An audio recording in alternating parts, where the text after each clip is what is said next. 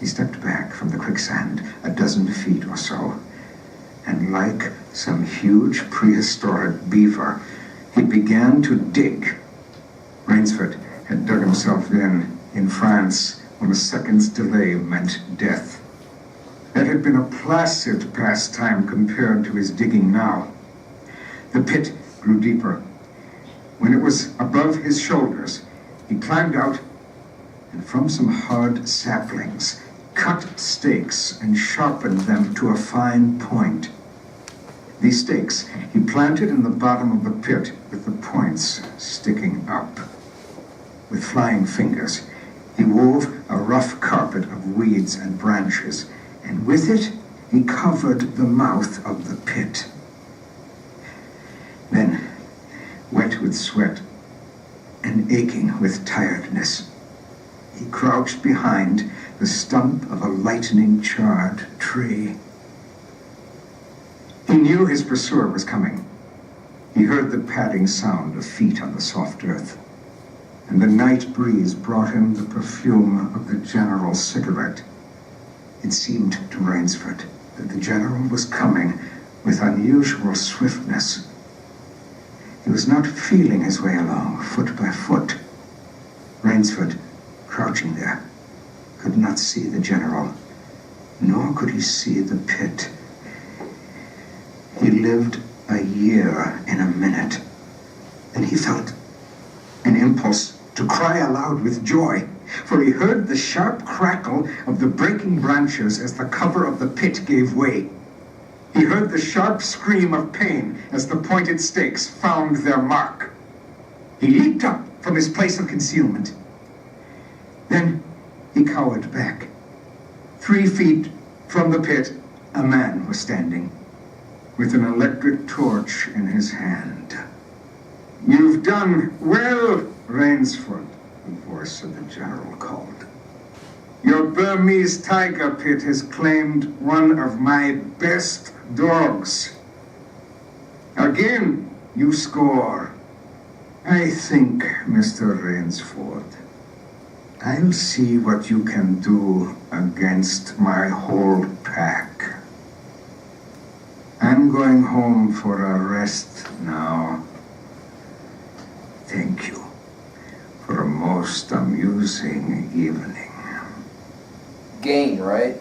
At daybreak, Rainsford, lying near the swamp, was awakened by a sound that made him know that he had new things to learn about fear.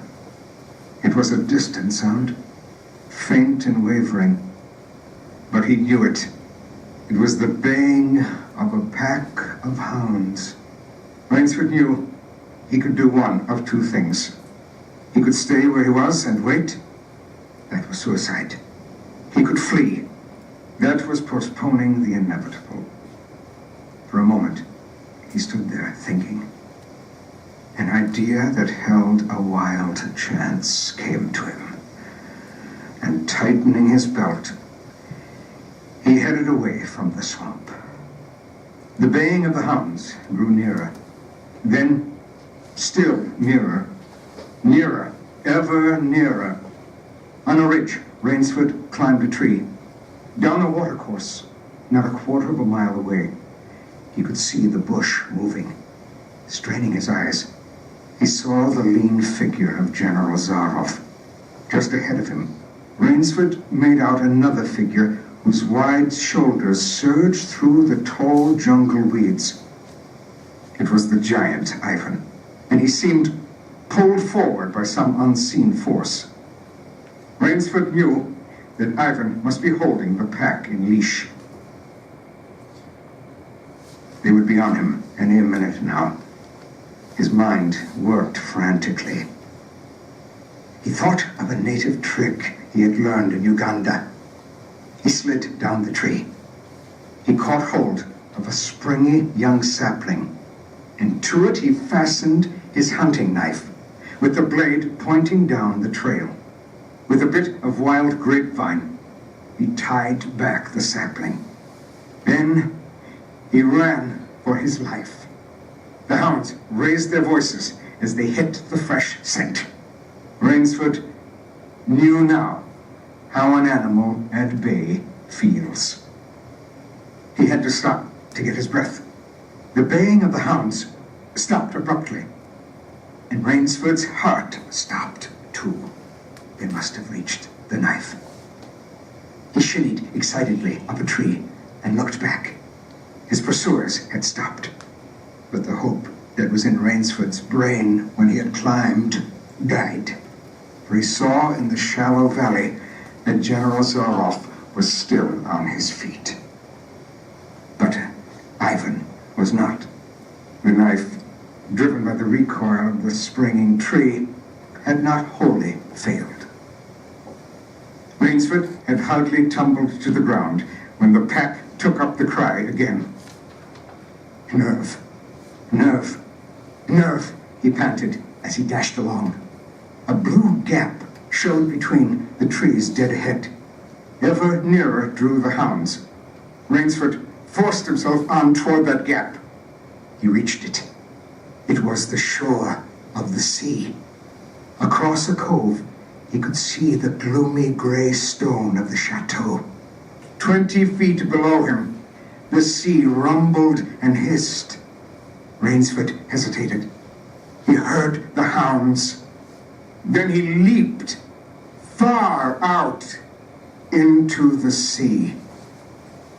And the general and his pack reached. All right, we'll pause there for just a moment because that, of course, is the middle part of our story. So let's identify now the hunt and the ways in which the hunt works. We'll go back now quickly to page 229. It's Rainsford who has to say at the very last line on 229, I must keep my nerve. Notice the number of times in this story now, in the moment of the hunt, that that we have this idea that you've got to keep your wits about you. In other words, what makes the distinction between a human and an animal? The human's capacity to think. I got to work this through. He has panic, but then he has reason, and he realizes first he's got to be like the fox. By the way, on page 230, notice in his stress that he talks to himself. In the same way that we've pointed out, for example, that when we go to writing, we use our jam writing as a way to kind of our internal dialogue. When you are under stress, what do you start doing? Talking to yourself, right? So here he is talking to himself. I got to figure this out. We've got night, and it's more dark on page 231, and then he realizes at first he's got to be the fox, and he's going to create this trap, and then he's got to be the cat. Of course, he's done all this walking all over the place. Surely Zerov cannot track as well. Maybe he's the devil. And then, of course, we find out, yeah, he's pretty much like that. An apprehensive night crawled slowly by, an interesting simile on page 231, like a wounded snake. It's an interesting line, right? Toward morning, of course, notice all of the ing words on page 231 in the second paragraph. Notice, something was coming through the bush, coming slowly, carefully coming by the same winding way Rainsford had come. In other words, the use of language to try to create that tension. No way, Zerov is able to figure it out, and there he is lying up on a branch up above. Of course, then there's the laugh, the smile, right? Rainsford realizes that Zerov is playing with him. He's able to track him. He knows he can kill him. And he smiles and he walks away. Notice the smile leaves Rainsford feeling sick and numb. And then on page 232, a cold horror. Why did he smile? This is cat and mouse. Now, again, the genius of the story is the way in which you have the philosophy playing along with the adventure part of the story. Wait a minute. Cat and mouse is hunter and huntee. Cat and mouse is strong versus weak. Cat and mouse is Zerov versus Rainsford. Cat and mouse is Rainsford versus what he was going to hunt in the Amazons, a jaguar. In this story, the reader is forced to have to come to grips with this debate about, is it the case that the world is divided into cat and mouse? And if that is the case, then of course, is it okay if you're the cat to jack the mouse? Because that's what's in your nature to do. Only now Rainsford's like, oh, I'm the mouse. And he realizes that he's got to get to work, right? Work with all of his energy. the trap, of course, will work, the second trap, and then you'll have this whole thing about the general's mocking laugh, right? And then, of course, he wounds him, right? But Rainsford will realize, I shall be back. By the way, many have pointed out that I shall be back from this story is exactly, of course, the lines of Arnold Schwarzenegger in his Terminator line. That became such a famous line. Here it is long before the Terminators. Wait a minute, the Terminator story? Wait a minute. The Terminator story in its original version was about a guy who was being hunted by artificial intelligence, by a robot that's very much like Zerov. Wait a minute, we can already write it down at 3A. Already start to think about all of the games that you play that play very similar kind of idea, where you have to use your mind, your ingenuity, your ability to think and reason to try and get out of all different kinds of situations. You have to lay traps and all of that. In other words, Most Dangerous Game plays the game of the video games that so many of us like to play. By the way, I would point out on page 233, this brief reference to having to dig in a trench and the World War I trenches, that information on page 233 I will recommend to you as just one more enhancement of this story. Notice then he has an idea. The softness of the earth on page 233 had given him an idea. It's an idea that leads him then to build his pit, and crouching there, of course, we're told he lived a year in a minute. Of course, he thinks that he's caught him, and in the moment that he thinks that he's caught him, no, it's actually just the dog. Notice, Zerov could kill him at this point, but he doesn't. He continues to want to play with him, right? Zerov knows what the outcome of this is going to be. He says, all right, you jacked one of my dogs. Let's see how well you do with all my dogs. And then off he goes to get them, right? This is, of course, one of those amusing games. It's been an amusing evening, Zerov will say. Notice again, last lines on 234, for a moment, he stood there thinking. Again, we have this emphasis in our story of this. An idea that held a wild chance came to him, right? And off he goes. And he, of course, is going to play that same game. He thought of a native trick that he had learned in Uganda. And, of course, he's going to play at trying to maybe kill his opponent. By the way, an amazing line on 235, second paragraph. Are you reading it? Last line on 235.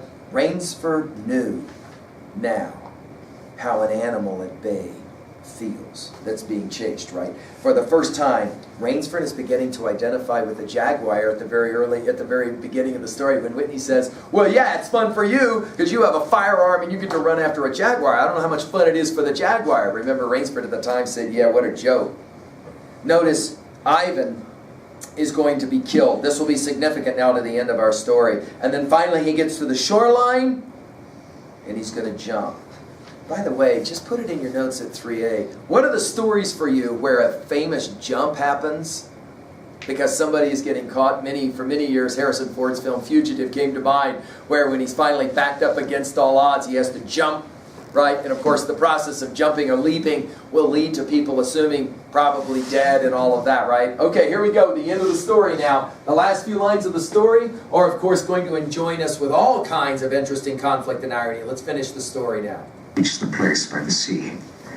The Cossack stopped.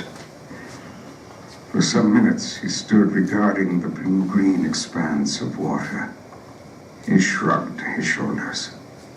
Then he sat down, took a drink of brandy from a silver flask, lit a perfumed cigarette, and hummed a bit from Madame Butterfly. General Zerov had an exceedingly good dinner in his great paneled dining hall that evening. With it he had a bottle of Pol Roja and half a bottle of Chambertin. Two slight annoyances kept him from perfect enjoyment. One was the thought that it would be difficult to replace Ivan. The other was that his quarry had escaped him. Of course, the American hadn't played the game. So thought the general, as he tasted his after-dinner liqueur. In his library, he read, to soothe himself, 236. The works of Marcus Aurelius. At 10, he went up to his bedroom. He was deliciously tired, he said to himself, as he locked himself in. There was a little moonlight. So before turning on his light, he went to the window and looked down at the courtyard. He could see the great hounds, and he called, "Better luck another time," to them. Then he switched on the light. A man who had been hiding in the curtains of the bed was standing there. "Rainsford!" screamed the general. "How did you get here?" "Swam," said Rainsford. "I found it quicker than walking through the jungle." The general sucked in his breath and smiled. "I congratulate you," he said. "You have won the game." Rainsford did not smile. "I am still a beast at bay," he said in a low, hoarse voice. "Get ready, General Zaroff." The general made one of his deepest bows. "I see," he said. "Splendid. One of us is to furnish a repast for the hounds. The other will sleep in this very excellent bed. On guard, Rainsford." He had never slept in a better bed. Rainsford decided. It's significant that the last word of this story is decided, right? And of course, the way in which the story is going to unfold for us in the very end of our story will allow us to kind of go, wait, what happened? And then we kind of go, oh, okay, I got it. Of course, we'll finish now with the end of the story. He jumps, appears to have died. Zaroff will find the spot, and he'll shrug his shoulders. He'll have a nice meal. He'll have some nice wine to drink. The only thing that bothers him is that he lost Ivan, and he's going to have to figure out how to replace him. And of course, his quarry got away. But I want to point out, and very significantly on 236, that when he goes to the room to read, to the library to read, Connell could have had him read anything. But what Connell, the author of the text, has him read is the works of Marcus Aurelius, the great Roman emperor, Marcus Aurelius, the great Roman philosopher of Stoicism, Marcus Aurelius. The famous line of Marcus Aurelius that we quote often in room 303 is, "Soon you will have forgotten all things, and all things will have forgotten you." I'll say it again. I recommend you write it down. I have seniors who take this line and they write it down and they put it somewhere so they can see it every day. It's a fascinating line. I'll give it to you again. Soon you will have forgotten all things, and all things will have forgotten you. That's what Zaroff reads right before he discovers in his bedroom that in fact Rainsford isn't dead. Notice, "Better luck another time," he says to the hounds as he turns around. Rainsford, now the general will scream for the first time. Notice, throughout the entire story, he's been a man of total, how would you say it in your notes? What's your word? What's your adjective? He's been a man of what? Calm demeanor, right? Only now he screams. He realizes, as he says it, "How in God's name did you get here?" He smiles. "You've won the game." Rainsford, however, does not smile. "I'm still a beast at bay." I think it may be the most important line of the story, so let's talk about why. Philosophically, why is this an important line? Rainsford says it. "I'm still a beast at bay," which means I haven't finished the game. I came here to I now know I have to finish. In other words, I'm going to have to jack you. But I think there's another reading of this line. A beast is an animal.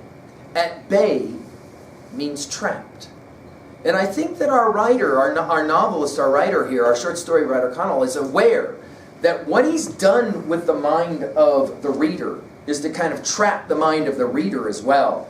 We ourselves are at bay because there's been an interesting philosophic question here about the differences between killing and murder.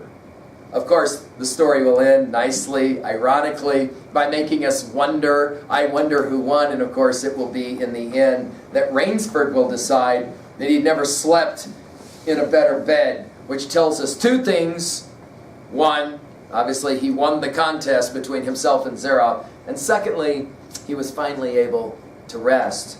And the game, last word of the story, the game has been decided. Or has it? Do we still have some interesting philosophic questions that we have to ask about a story like this? Well, let's jump to level 2 and 3 quickly. Obviously, at 2A, we got all kinds of possible messages and themes.